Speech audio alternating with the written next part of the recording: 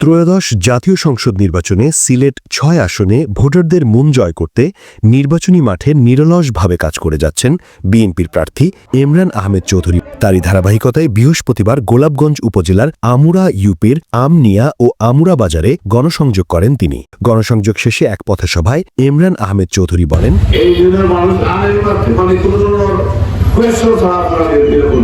এই যে আপনারা দীর্ঘদিন ধরে আপনারা দুঃসময় বিএনপির প্রতি আপনারা ভালোবাসা দিচ্ছেন, এটা আমরা আপনারা কাছে রেডি। বিএনপি পরিবার এই এলাকার মানুষের কাছে আমরা রেডি। আপনারা এটার প্রতিদান এখন আপনারা পাওয়ার সময় আছে।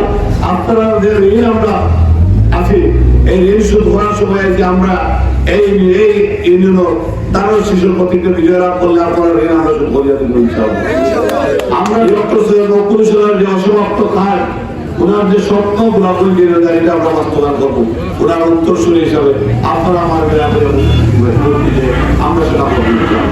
এ সময় আমুরা ইউনিয়ন বিএনপির সভাপতি মাহবুবুল হক লুলুর সভাপতিত্বে ও সাধারণ সম্পাদক আব্দুল গফফার কুটির পরিচালনায় উপস্থিত ছিলেন উপজেলা ও ইউনিয়ন পর্যায়ের সকল স্তরের নেতাকর্মী ও সমর্থকবৃন্দ।